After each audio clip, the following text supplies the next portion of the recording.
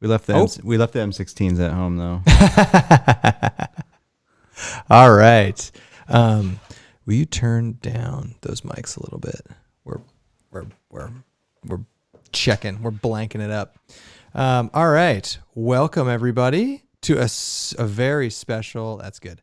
A very special Veterans Day. Happy Veterans Day. Absolutely. What are we wearing this Veterans Day? Some Vietnam outfits. So pay homage to I want to say the Forgotten War, but I think that's Korea. That's not Vietnam. No. The Forgotten War is Korea. Yeah. They probably wore similar outfits. No. So they did not. All those. We probably have some people that watched that served in Vietnam. Yeah. Thank absolutely. you for your service. Thank you for anyone's service who was or is currently in the armed forces. You know, we respect the sacrifice that is made. Yeah, absolutely. You certainly have our respect. And on this Veterans Day, it's important to reflect and pay homage to those that give us the right to do what we're doing right now. And in honor of Veterans Day, we thought we'd bring on our own veteran. He's a veteran and a veteran backpacker. He's a veteran backpacker and an actual veteran. So we're happy to bring on Mark from Spiguyver Backpacking. Let me bring you up on the screen, big guy. All right. Hey, man. How's it going? What's going on? How's it going? It's going well. Going well. Are you enjoying your Veterans Day? I am. I went out for a little bit of a drive, washed the car. And I saw you've been posting some car videos. Car videos? I have, yeah. Do you want to tell Andy what you got? I started a second channel. Wait, no, you didn't. I did. Well, what's the name of the channel? Let's throw it out there. Spiguyver Supra. Is it really? Is it Toyota Supra? Yeah. So is it all about Supra, like Supra stuff?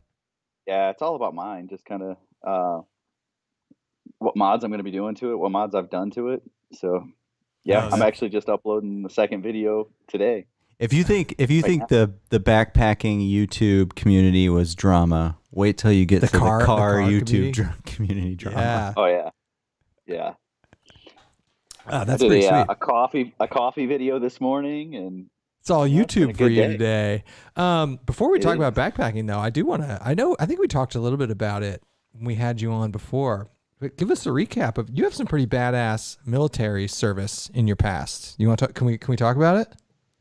Yeah, sure. I did 15 years, a little over 15 years, Air Force. Started out on the enlisted side and was a crew chief, a flying crew chief on the C-5, turning wrenches, making sure it flew. And then it's a big plane. Yeah. A lot of work going on there. And usually, anytime they had a mission that was an important one, they had 2 or 3 ready to go because inevitably one was going to break and they were going to have to go to a backup. So yeah, did that for a while and then got my pilot license and got my degree and then applied for and was accepted to OTS, became a pilot and flew AWACS. Mm-hmm. I didn't know that. Number of years. And then went back and taught on the T6. So taught new pilots how to fly formation and aerobatics, and it's a lot of fun. Do you still? I think I know I've talked to you about this a little bit. Do you still fly? I don't. I've gone back and forth. I flew last November. I was out in Arizona and flew, and it's weird because I could fly every day if I wanted to with my job, but right. There's just so much going on. I'm so busy all the time that keeping current and keeping medical and all that stuff hasn't been at the top of my priority list. Did I tell you I have 7 hours in a Cessna 152? You won't shut up about this. 7 hours. I did 2 landings. Awesome. 2 landings. Hey man, that's 2. That's not bad. Pretty damn thrilling when you land an airplane for the first time. I will say that is a hell of a rush. So I'm basically a pilot at this point. Just kidding. Before we get back into backpacking, because we had you on during a couple of the coronavirus live streams. How's COVID been going? How's it going with you? You're out in Oklahoma, right? Yeah, out here it's been, I looked at the rankings the other day, and we're right in the middle. We're like 25th, so we're right in the middle of the country, both literally and figuratively. But there hasn't been much change here. I mean, honestly, there's like, it's kind of funny. I go to Gold's Gym every morning, and I walk in the door, and to get in, you have to be wearing a mask. But as soon as you walk past the counter, everyone takes their mask off. Really? So yeah, it's like they won't let you in the door without your mask, but no one wears it once they're in there working out. And it's the same thing with like restaurants. You go in, you got to have the mask on to go to your table. Once you get to the table, it comes off.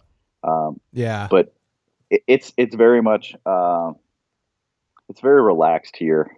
I mean, I was in California for work down in the San Diego area not that long ago, and it was insane how strict they are with stuff. I was like, holy crap! Yeah, it's so different.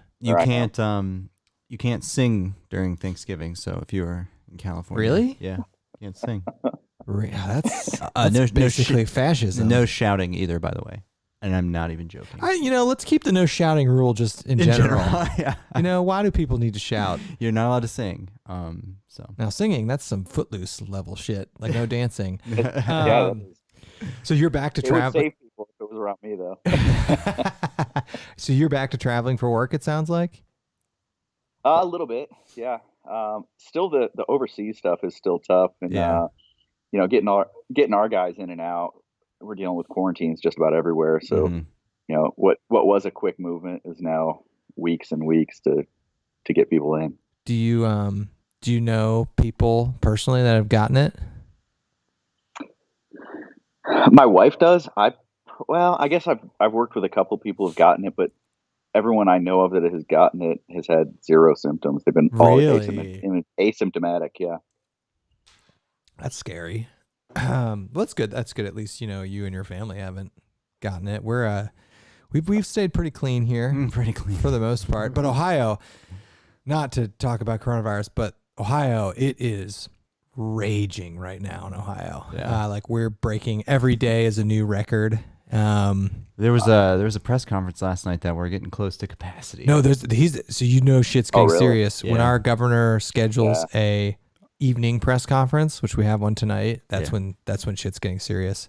So like we've just been doubling the amount of hospitalizations, and like it's things are not trending the correct way in Ohio. So at least I think where you are, it might at least be. And like where, we'll get to talking about the Tahoe Rim Trail, but in Reno, where our sister lives, like it's not a big deal there. The vast majority of cases in Nevada are obviously in Las Vegas.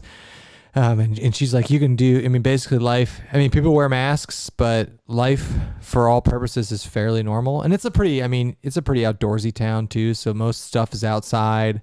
But like, it's just nothing like here in Ohio where like shit's getting off the hook a little bit. Yeah. So literally just before this, I watched your little, reflections on the Tahoe Rim Trail. I hadn't watched that. I watched your Tahoe Rim Trail videos, but I watched, first, I didn't realize you carried that much camera gear. Oh my God. Oh dude. It was, so what's funny about that is I carried all that camera gear.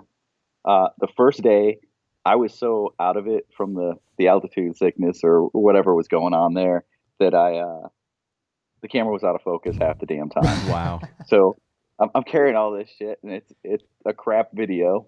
But then just this last weekend, or just this previous weekend, I went out and did a 3-day trip, all only with the GoPro Hero 8. The whole thing was with that, and people are telling me it's the best video I've ever done. So you talked about that in that video about how you're not bringing the Sony. You're done bringing the camcorder.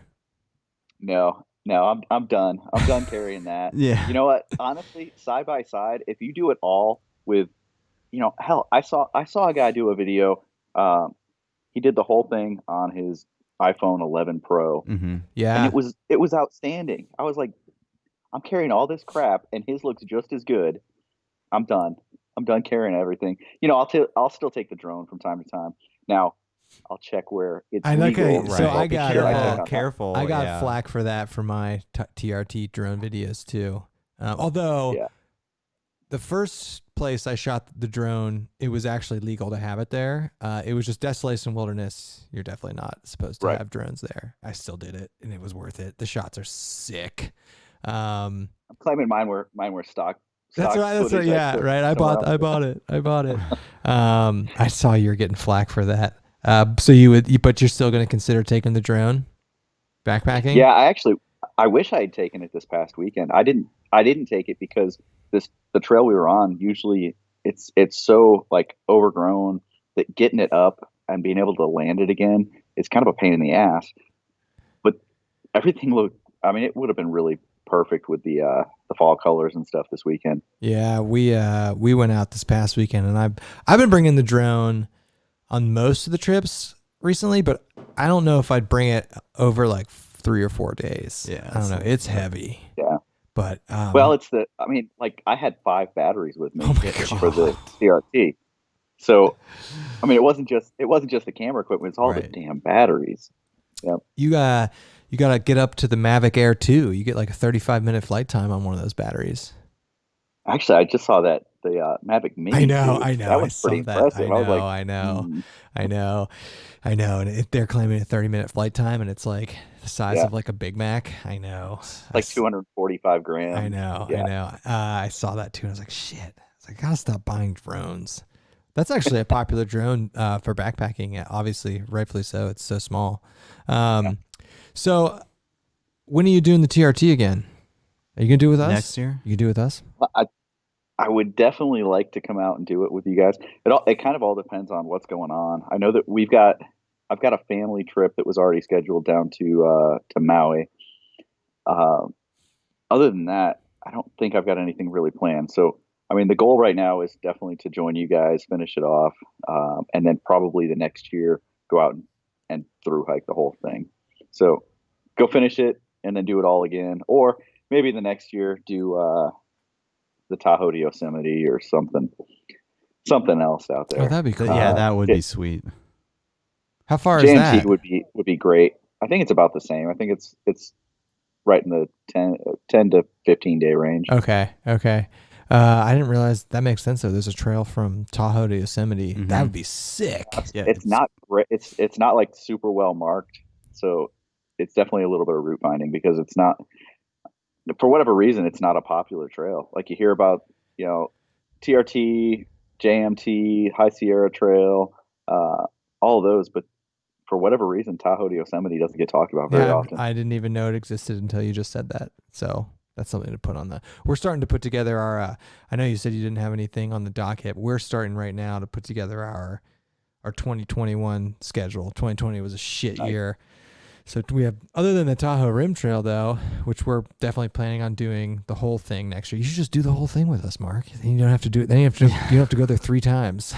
Okay, you convinced me. that was an easy sell. How many days are you guys doing? 5 days. We're sprinting it. I'm out. No, I think what was your original plan? 11, 10, or 11? 11.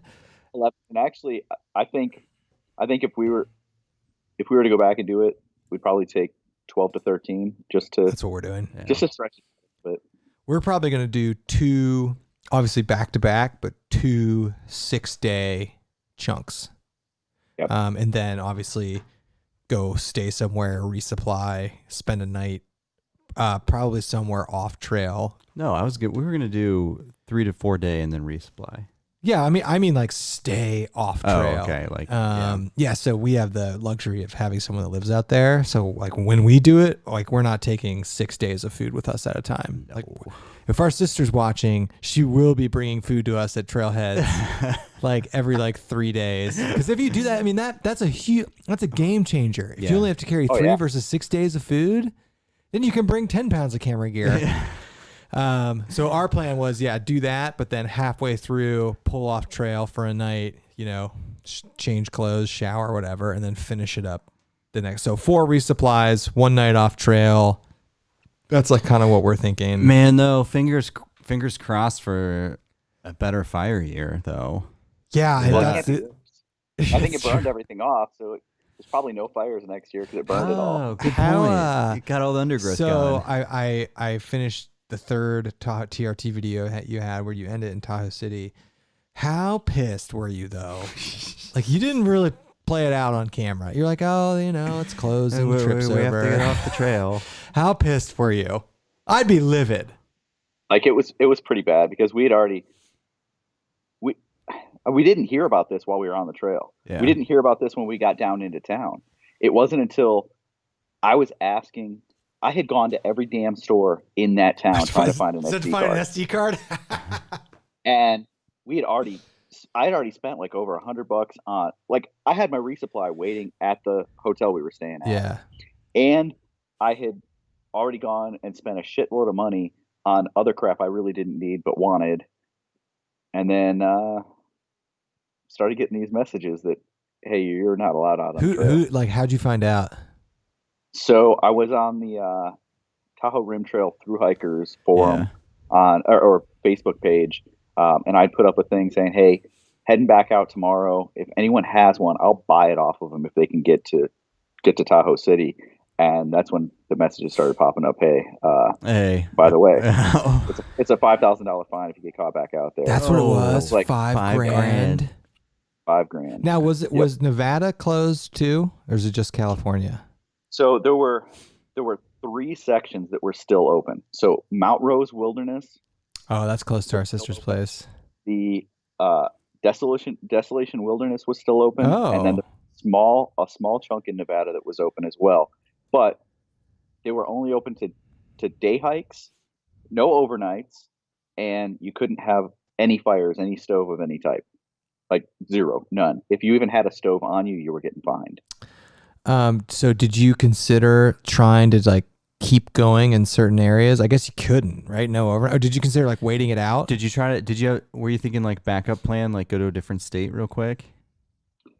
So yeah, we actually talked about because we rented a car because we had to get back down to South Lake because that's where we had dropped off our suitcases and all of our stuff was down there because that's where we were finishing. So we rented a car to go down there, and we talked about just driving to Colorado and hitting some stuff out. Oh yeah, and just driving home, canceling our tickets completely, and just driving home.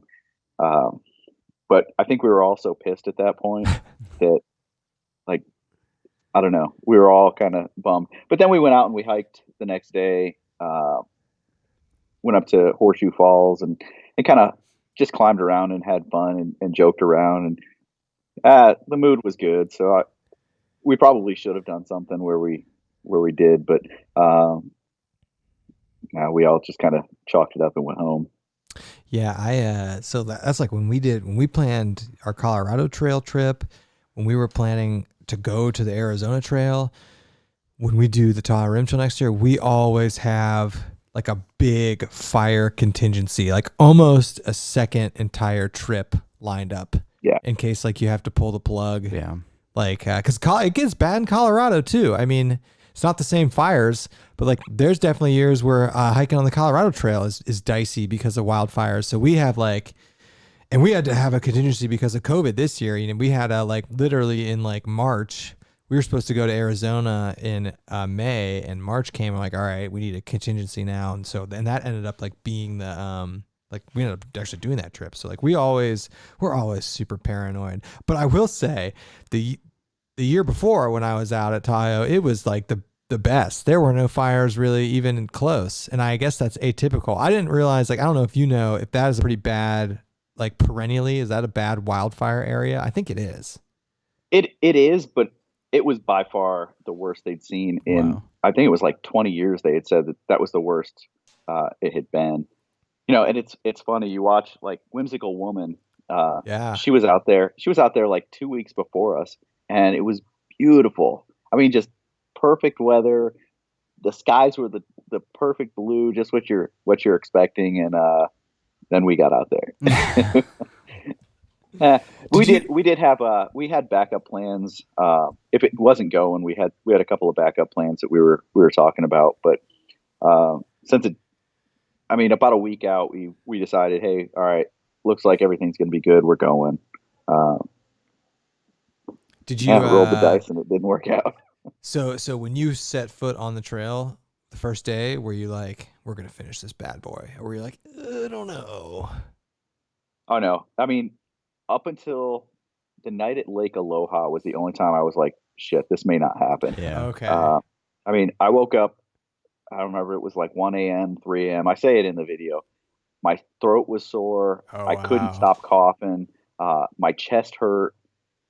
Chris woke up. He was hurting too. And it was all just from, I mean, the smoke was so trapped in that area that it just was nasty. It was bad. Yeah, it looked. You can definitely see it. You can see the haze in your videos. Oh yeah. It's. I've never been anywhere close to a wildfire. I haven't either. So I have no idea. Like literally, our sister in Reno, there's like ash like landing in her front yard. Yeah, that night when we woke up the next morning, I had ash all over my my bug net, all over the stuff that was sitting out. So yeah, I mean it was bad enough that there was ash floating around. Yeah, and so like you described the feeling that night, but like throughout your hike and being exposed to that smoke, did you just feel like crap the whole time? I had a constant cough. Yeah. I just and really for a couple of weeks after being home, I had that cough. A lot better now, but yeah, no, it was. That can't be good for you. It was not something that you should have been hiking in. I mean, yeah. That can't be good for you. But we were there. We'd spent the money. We had the time. I know. We were going to do it. I know.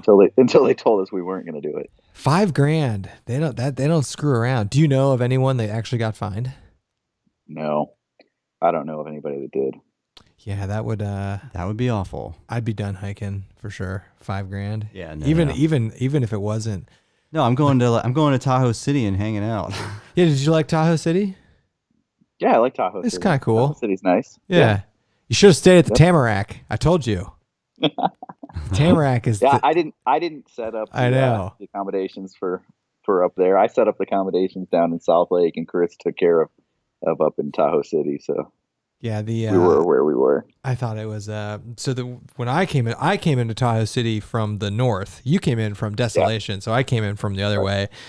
And it was just a beautiful like hike. Like you see the lake the whole time, then you get down to Tahoe City, and obviously this was a non-forest fire, non-coronavirus time. So like it was like Johnny Mosley's were everywhere. Just getting beer. That's where he's from. Yeah, like all the the Tahoe Mountain people were out. Like, It was really fun. I don't know. It was cool. I was like, this is cool. This is a good time to read some life. Because we're looking at our trip next year, and we're starting to plan out, okay, like where are we going to stay and like that kind of stuff. So I don't know. Clockwise or counterclockwise? I don't know. We haven't figured out. Any tips? Yeah. What should we do? It's hard to say, but I don't know. If you're feeling good, I think going counterclockwise, starting in South Lake and getting the dry section out of the way early, and then you've got the really good sections to look forward to, rather than starting like we started at South Lake. So the last section we did was going to be the dry section. Oh, I see. So you're saying start in South Lake and hit Desolation last? Yeah. Okay. Well, pretty much last. Yeah. Because people say Desolation is the best part, so I see what you're saying. Yeah. And I imagine the worst part is going up South Lake through the Nevada side, right? Like you don't know of anything cool there. Because that's the dry side. It's the dry side. It's hotter. It's more exposed. I mean, it's like a sandy. It's like a decomposed granite is the terrain, like what you're walking on. And so it's kind of sandy and. How dry? That's what my fire pit is. Decomposed granite. Sections that were like. You want to walk through your fire pit days on end? We'll walk around a fire pit. We're like over 20 miles without water. Oh shit. Oh okay. Wow. Okay. I got to carry. That's good to know. Yeah. We're going to be consulting you for all sorts of questions. We'll take you with us. Yeah. Like, what do we got? Marley Peak Campground has a pump that's been out for like years, and they finally repaired it this year. So that's back to work. Okay. Yeah, man, that's we're looking forward to that. That's a bummer though. So what do you got? What's your next? I mean, you talked about the JMT. You don't have anything on your docket. What are you going to be doing here? So we're going to finish. Rayman and I have been knocking out sections of the Ouachita Trail. So we'll finish that probably in the next couple weeks. We'll probably go out and I think we've got about 5 days left on it. So we'll do a 3-day weekend and then just a regular 2-day weekend. Should be done with that. That's like 223 miles total. Oh, wow. Nice. Oh, are you going to ever come back out our way? I'd like to. Yeah. Come back out east. You guys have COVID. We got a bad. We have mediocre backpacking and a lot of coronavirus. Yeah. Okay. Yeah, go ahead. I do think that there was a plan of maybe heading up towards upstate New York, Vermont, somewhere up in there. Sometime next year as well, because I've got a couple of friends that I love hiking with, but the problem is they can't get away. Family and work, they can't get they don't have the time to jump on a plane, go somewhere, spend a day traveling. So if we can go to them, it makes it a whole lot easier. What kind of like hikes are you eyeing up there? Like for like long trail type stuff? So Northville Placid Trail, Vermont Long Trail, something like that. Yeah. Okay. That's yeah. I mean, we've done part of the Vermont Long Trail. It's muddy. It's buggy. I don't know. We'll see. Maybe some more up in the Whites. Who knows? Yeah, we've Andy. That whole area we've never touched, and we did a podcast with Kyle. with Kyle, who's up there, but also Justin from It's Good in the Woods. And he's like the Whites guy, and dude, he only winter backpacks. Did you know this about him? Well, it's insane. No, he does more, but winter's his main. He does more, but winter is his like preferred backpacking's just started. Backpacking season for like the mountains of New Hampshire. Up there. Yeah, it's insane. That's nuts. Yeah, it's insane. So another thing, I was it sounds like you had a pretty good, because I've been eyeing this too. You had a good experience with the Light AF internal framed 40-liter pack. Yeah. So, I wasn't sure.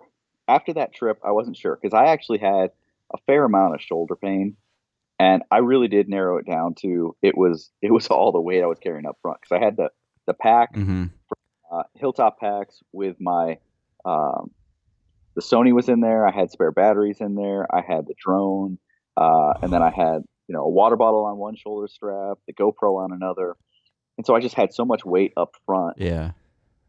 That it was pulling on the shoulders so bad. So last 2 trips I've done, I've carried nothing up front. Oh, no really? Water bottle. Well, actually, the only thing I carried is the GoPro, and then my InReach Mini. Those are the only things I've had up front. And shoulders have been great. It carries extremely well, transfers the weight to the hips just like a framed pack should. And man, I love that pack. I don't even know if I'm going to go frameless anymore, just because that one is so light. What is it? What's the weight on it? You'd have to ask that. I don't know. Like, do you know how many extra ounces the suspension is? No, it's not much. Right? Because I have the 40, but I don't have a suspension in it, and I've been eyeing it. Well, Chris was selling me on it too, because it's. You can pull the suspension out. It's just correct. Stays that have a Velcro strap. Yeah, but it's not tall. It's wide, which is I like. The other thing is, it's not that much lighter than the Z-Packs Arc Haul. It is lighter. Yeah, and it's just as big, I think, but it's not that much lighter. So I'm like, I don't know if I can justify. Maybe if I sold the Arc Haul, but I freaking love the Arc Haul. It's such a good pack, so I don't know. He didn't have, when we got our Light AF packs, he did not have that option. So I probably would have gone for it had he had it, because I know you guys had talked about the difference between framed and frameless, and how it makes sense to have a framed pack. Yeah, and, you said your pack weight was 35 pounds on the Tahoe Rim Trail. That's probably being conservative. It was probably a little more than that. Yeah, you can't do that in a frameless. No. It was a little bit ridiculous. That's absurd. That would hurt bad. For me, that was a lot. It was a lot of. I carried so much food. I carried so much. Yeah. Well, how what were your plans for, like, how many days were you carrying food for? Like, what was your haul? So 6, because we were on that first section was 6 days. So I had the food for that, and I had an extra day's worth of food just in case. So you carried 7 days of food. Yeah. We did that in Colorado. Yeah, and it was It was awful. A ton of weight. Did you have to get so when we carried 7 days of food, we got very strategic about the food we carried, the packaging our food was in, because that's weight too. Did you just throw a bunch of stuff in there? Yeah, I did. And to be honest, it would have been a whole lot better had I, broken things out, broken down the packaging, put them into Ziplocs. But yeah, I just threw it in there. We even bulk packaged dinners. So we would put like 3 or 4 dinners in one big thing. And because now, having said that, we didn't know this at the time, but there was trash dumping stations at trailheads, which you might have had on the TRT too. The trailheads there are pretty. We passed a couple, yeah. But we got it. And what we do a lot now, which you can't do out there on Colorado, is we burn our trash. Sometimes. Depends on what it is. If you have a fire, we've even done paper-based packaging, for some foods, because we're even now, if you can be strategic about being able to burn your trash. I mean, there's just some things you can't burn. Yeah. But you can. You can bulk package just dehydrated stuff in a paper bag. And that makes a difference, man. If you're strategic about the food prep, you can shave off a decent amount of weight and bulk, or just go the Spiguyver way and just throw a bunch of stuff. And here's a pro tip too. If you use a paper bag, a lot of times there's still oils and stuff in your dehydrated food, and that'll leach into that bag, and then use it as a fire starter. Yeah, bushcrafter. Another thing you talked about. I used a twig stove on the last trip. Oh, really? Do you like it? Well, they're fun every once in a while. I was using the Chi Whiz one. I don't know if you guys have seen that one. It's it's a Chi Whiz Firefly. It's 2.5 ounces. It's really thin, lightweight, just titanium, and it works pretty well.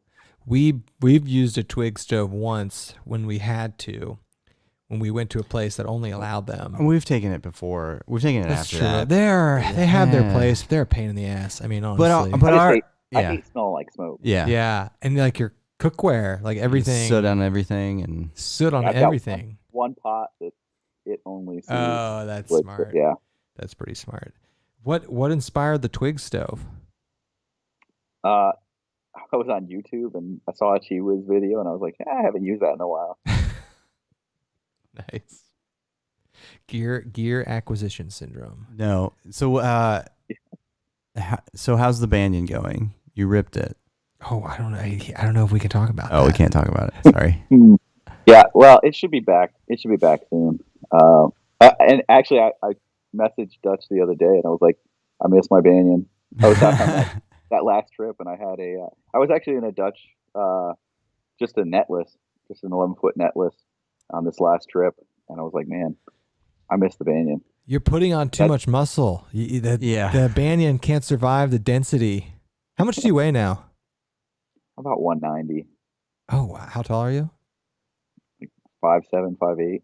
Okay, yeah, you're a dense dude. It's like having a big rock in there. How are those aftermarket carbon fiber poles? Yeah, how are those working out? They're working great. Yeah, okay. They're perfect. I mean, they're exactly the same size as the stock ones, and quite a bit lighter. And I've seen no issues, heard no issues. I mean, they held up. So. Did you after I sent you the picture of our Jimmy rigged Banyan, have you ever considered doing something like that? Save a lot of weight. Yeah. So, like I said, there was somebody that messaged and had said that he never takes the spreader bars with him. He always finds branches or twigs and is able to carve them out into points to go into the holes. Yeah, and that's how he's always done it since the 70s. And I was like, damn. Have you considered that? You'd save a decent amount of weight. I was like, but no. But if you could, but honestly, the trekking poles, you just need one tiny little attachment on the top of your trekking pole, and you could go into the other side, and it would be perfect. That's it. So there were some that were made that there was a screw-on piece. Yeah. That you could actually do it. I don't remember who made them. It made them Gossamer Gear or somebody that had them a while back. I sent Dutch a picture of our setup, and he was like, "That's pretty cool." He's like, "I have snapped trekking poles doing that though." So I think if you do it, you can't use ultralight. We were using straight up, I'm pretty sure, aluminum trekking poles. They were cheapo ones. They were like cheap aluminum ones, but I think they'd be fine. But I could see, if you had like carbon fiber or like super light ones, they might snap. Yeah, we wouldn't have used mine. We would have done the stick method. But if you could get, I was talking to him, I was like, if you could 3D print, see, he was telling me the problem with him, because I was like, have you ever considered doing something where people can use their trekking poles? Because it clearly can work. And he was like, the problem is every trekking pole is different. Yeah. It'd be really tough for us to get a universal system. No, you just make a cup at each end, like a sil nylon cup. That's it. But I think even the ends of all trekking poles are a little bit different. No. Not into the metal. This is while I was engineering this out there. I was thinking about this. You just make like a silicone like cup. Well, kind of like the cup in the Z-Packs. Yeah, exactly. Yeah. Not a cup. I mean, well, you know what I mean, like a trekking pole just sits in there, and then there's like a little nub coming out the other. You don't even end. need that. Just like a pocket on each end instead of going in. Oh, I see. Yeah, that's all you need. Make it happen. You could make it out of Dyneema, I bet. Hey, all these ultralight vendors that are listening, knock yourselves out. Just name it after us. Yeah, the SBO adapter or something. Because I was like, dude, how much? I call it the shill spreader. That's a fantastic name. How much do the I'm trying to remember how much the spreader poles weigh. At least 10 ounces, I think. What do the carbon fiber ones weigh? They're like 4 ounces lighter. Shit. Okay, that's pretty light. 4 ounces lighter. So like 6 ounces, 7 ounces? Yeah, if I take the Banyan out west, it's definitely, I'm not taking the aluminum ones. Just take some sticks. No, because, okay. Some dude commented on our Instagram post and was like, dude, I used some dowel rods. I saw that. I was like, those would be light though. If you get thick ones. Yeah, but here's the thing. Okay, so you want to bushcraft some sticks or whatever. It's like, okay, I got to get to camp at noon. And then gotta find the right sticks. Gotta find the right stick. Yeah. I just carry them with me the whole time. Yeah. I'd be too paranoid that I wouldn't find the right sticks.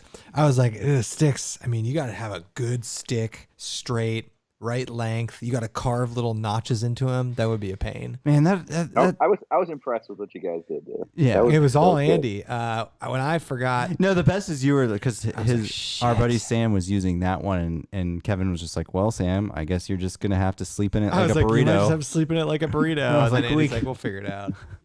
And I was like, no way. But this is the curse of the bridge hammock. You got to have the spreader bars. I was trying to think how much. Then I was like, okay, I was trying to like calculate how much tension. I don't know if you know this. Dutch probably does. How much tension is, it entirely depends on the weight of the person in the hammock, but how much tension the spreader bars actually take. And they can't take that much if sticks work, you know? Right. So then I was like, okay, this might work, but then you just use the bear line to like Jimmy rig it to it, and our buddy used it because he wanted to try the Banyan. So I'm like, I'll bring the Banyan for you. And then I got to the camp and I was like, dude, shit. I was like, they're in the car, man. So Andy like Jimmy rigged that together. But then I was like, we should 3D print like an end, I guess, but your little like sil nylon caps might be a better idea. Yeah. But if Dutch is saying it's snapping trekking poles, I'm not. Well, I could see it snapping a carbon fiber. Those are aluminum poles. Well, he's got carbon fiber and they're working fine. That's true, but they're rods, I guess. Did you when you got those spreaders?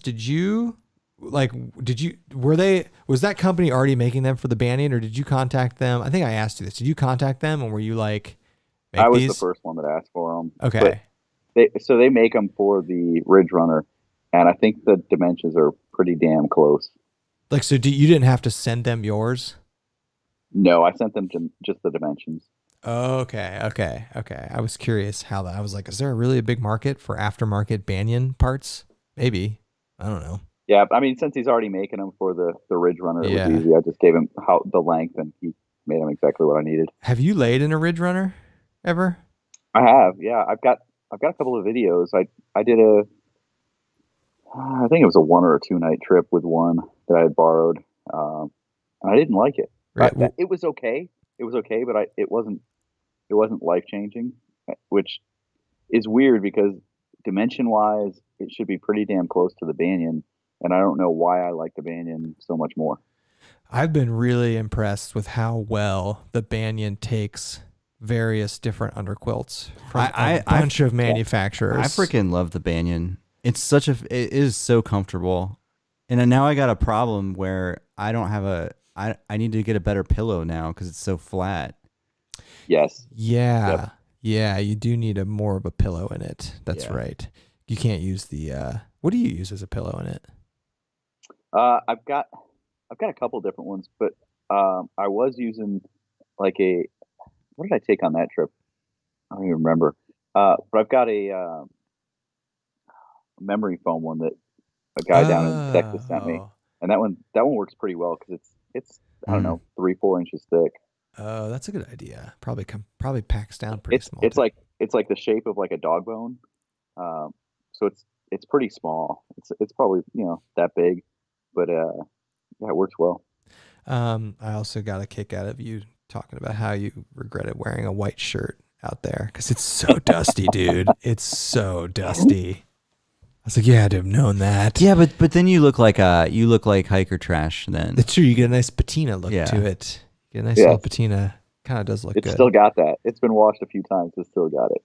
So was your total section from South Lake to Tahoe City? Yeah. Okay. So you still got a decent chunk of that trail left. Yeah, from where we started to where we got off, it's right around 100. Right at 100.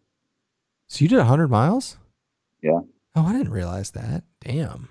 Good for you guys. So you only have like 60 or 70 something left. Okay. Yeah. About 70. I know it says it's like 165, but I think most people are clocking like 178. Do you know other people that did the whole thing this year? Yeah, like the Whimsical Woman did it. That's right. Yeah, Whimsical Woman did, and then I was talking with another guy who did it in I think late June. And had some snow, but I was gonna say that's the one thing about that trail is the through hiking season for it is pretty damn short. Like I don't know, they did it in June. It was late June. Like I think they finished up 4th of July weekend or 4th of July. First off, the bugs, I bet. You might be right before bugs. Yeah. How were the bugs? I don't remember. The bugs were pretty bad when I was out there. Were they good when you were there? Bugs. That was probably the smoke. Smoke probably helped you there. Well, probably. We the bugs when I was there, because I was there at the exact same time of the year you were, a year before you, and the bugs were actually pretty bad. And I've been told that they're not great up there, generally speaking. Wonderful. I know. When we did the Colorado Trail, I didn't see a single bug the entire time we were there. I know. It was nice. I know. It was fantastic. All right. Well, we're pulling for you, man. That was sad. It was sad to, when I texted you, I didn't realize you had gotten off when I texted you. I was like, how's it going? And you're like, we're done. Like, shit. He's like, we're drinking in Tahoe City.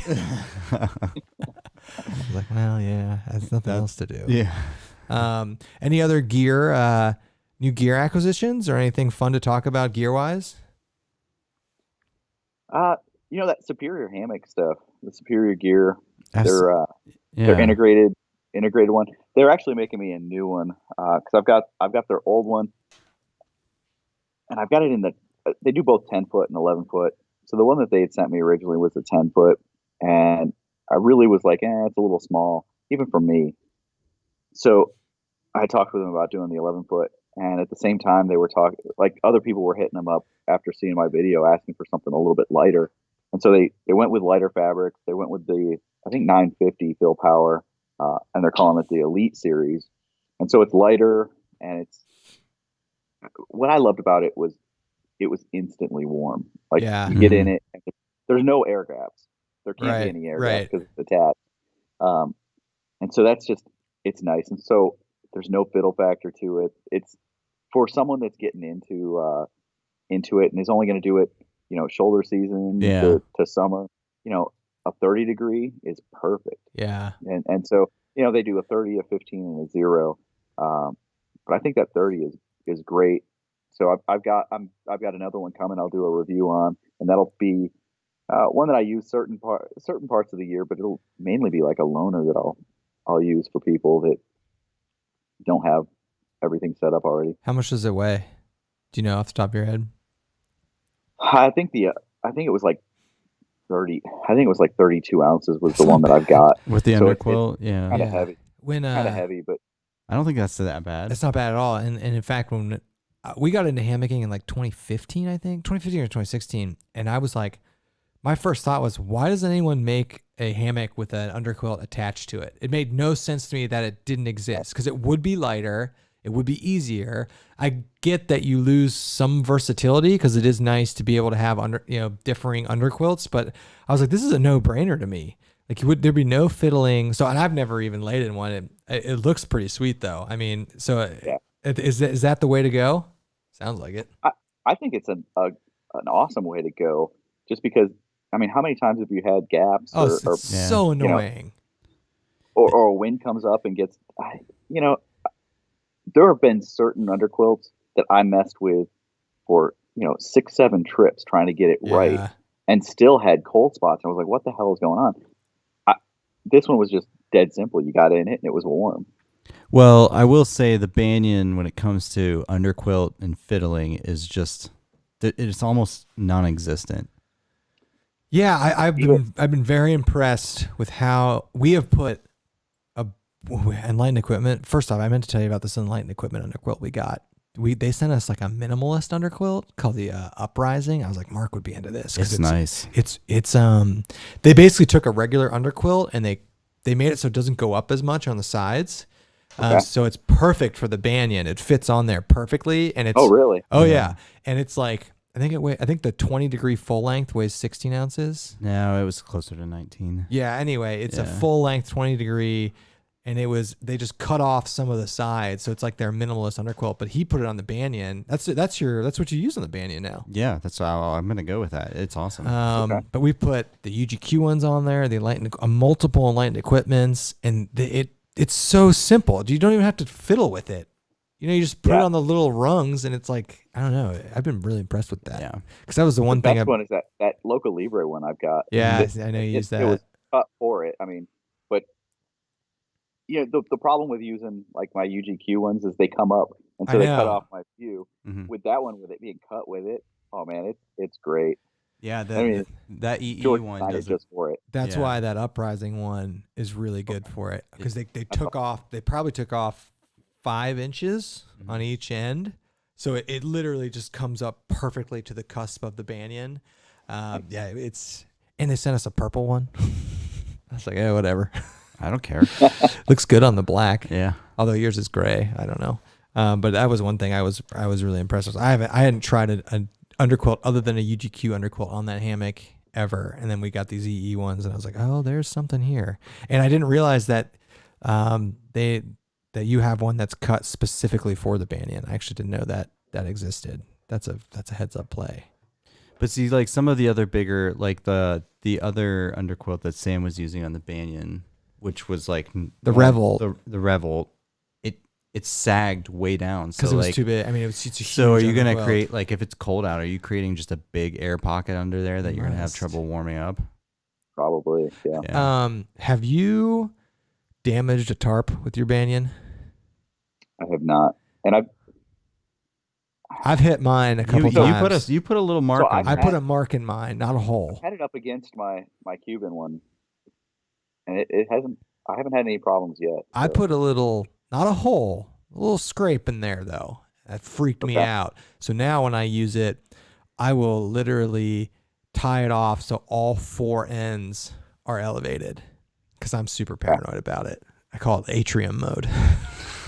I'll tie off to trees and use trekking poles, because I got in there, and maybe, I don't know, I just like aggressively got in there, but I hit it and I heard it and I was like, shit. 'Cause it was the Light AF, like, big ass tarp that's like super nice with doors. Yeah. And I have actually been impressed with how you can use doors with the Banyan hammock. You can stake those out pretty cool in cool ways. I don't know.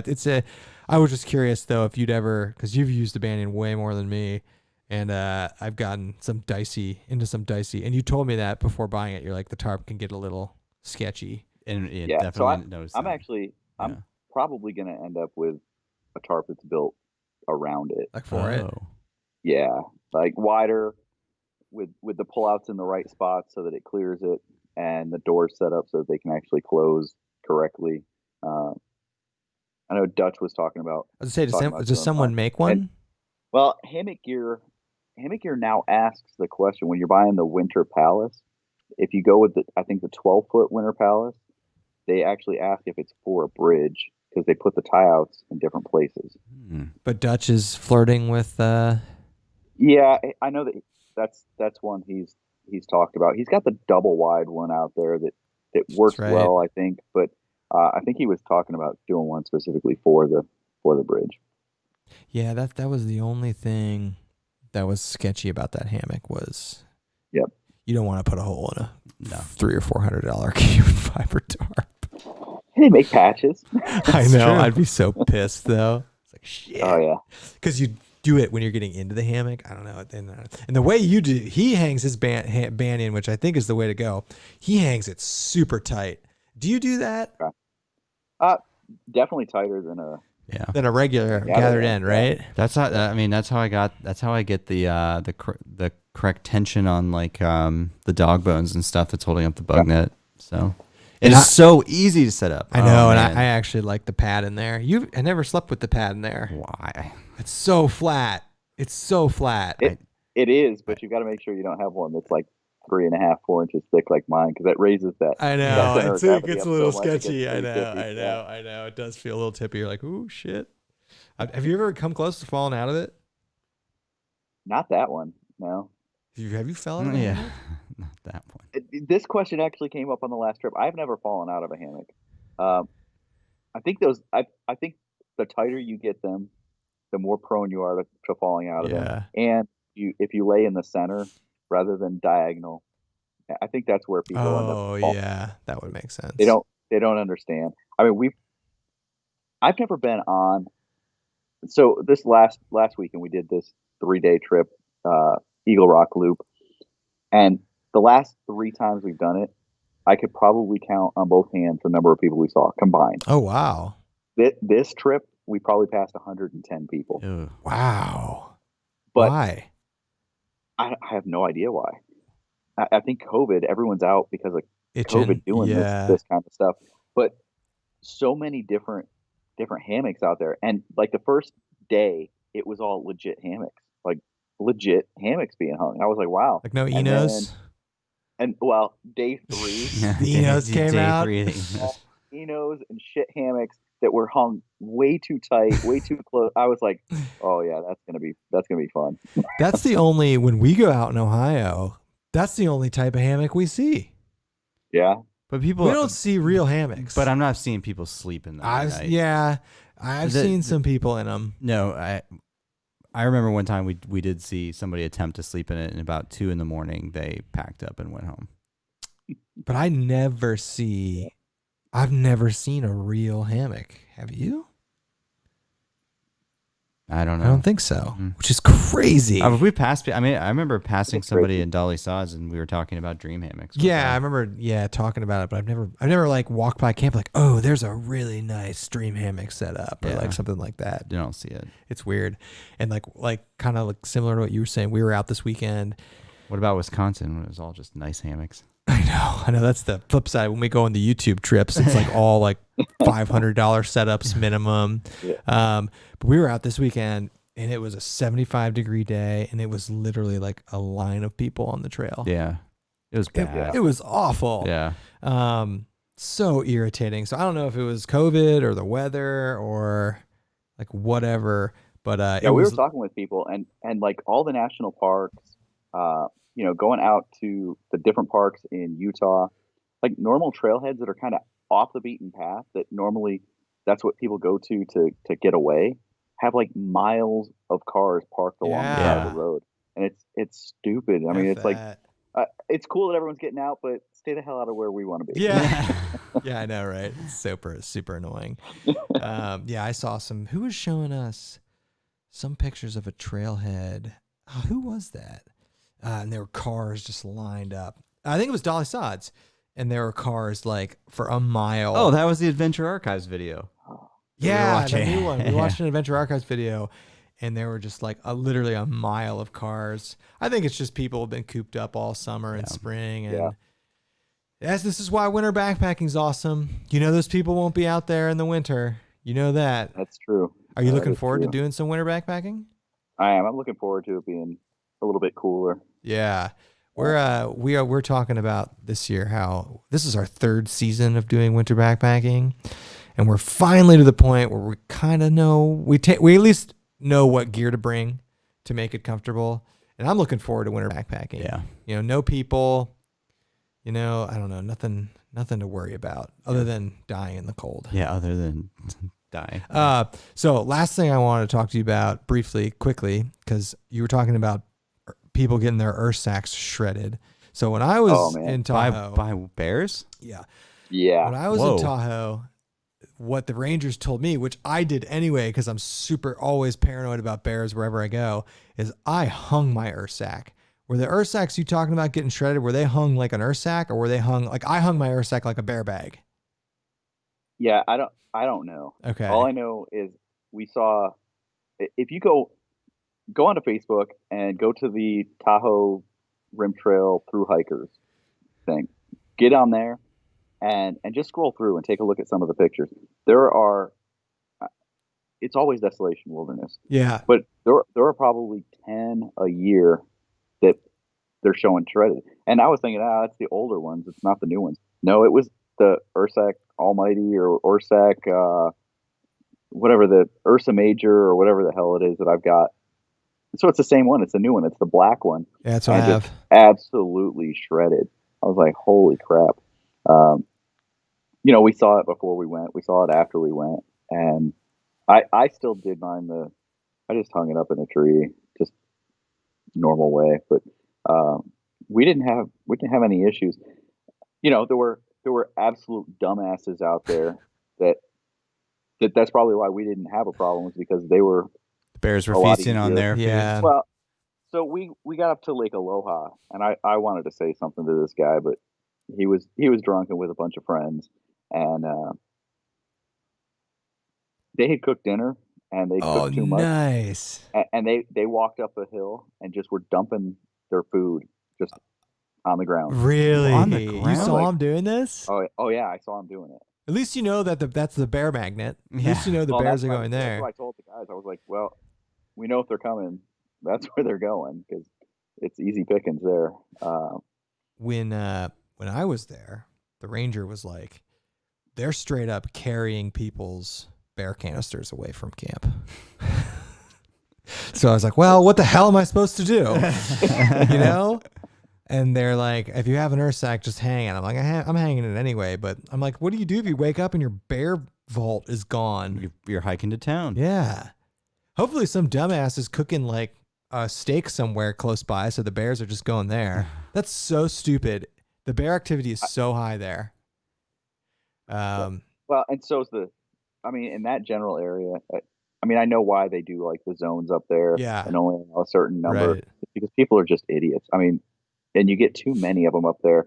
Some of the conversations we heard of drunk people, 2 a.m. having, about to fight over a girl that was there, shit like that. It's like, this is dumb. You guys are idiots. Yeah, that's funny. When I was not able to grab a pass for Lake Aloha. We got it for the China Flats area, which is just north of there. So we weren't able to camp there, but the camping there looked pretty sick. And, but I could see how that would be the most popular place to camp in the desolation wilderness. Yeah, that's sweet. So we're looking forward to it next year. The invitation's open, Mark, to come with us. We're pretty fun to hike with. We do about 4 to 5 miles a day. We do more than that, but we on that trail, that's not that's not going to be a 20-mile day trail for us. No. I did 14 when I was there, and that was like, I'm good. I'm good with that. I hear you. All right, dude. Thanks for talking to us, man. Yeah. This was fun. Thanks for the call. I appreciate it. No, so one of these days we'll go backpacking with you. We almost had it. We almost had it, and then COVID came, and we'll do something. And thank you for your military service, sir. Happy Veterans Day. Happy Veterans Day. All right, thank dude. You, everyone else out there. Yeah. All right, man. See you, dude. See ya. See ya. All right. That was fun. Yeah. Sorry Good about to talk to Mark. We we didn't look at the comments at all. Not only Sorry. and actually, I tried to look at the comments, but they're not showing up for me on my phone. Maybe I didn't. I don't know. No, they were on there, and it would like pop up, and then it would go away. So we try not to, let the comments distract us from talking to good old Mark. He's a good dude. Yeah. All right. Last shout out. Remember to rate us on iTunes. I got to keep saying that. Rate us on iTunes. Positive or negative, whatever. If you're listening this long and you've done the whole podcast, which not many people do, click the little star icon. Click. It doesn't even have to be 5 stars. It can be whatever you want. Happy Veterans Day, people. Yes. Thank you to all the military members and their service. We greatly appreciate it. I don't want to go on a patriotism tangent here. But goddamn, America's amazing. We live in the best country on the planet. And, we know that requires sacrifice and sacrifice and there's a lot of nonsense going on with politics right now that we're not going to get into, but we can all rally behind the people that serve in our armed forces. Yes.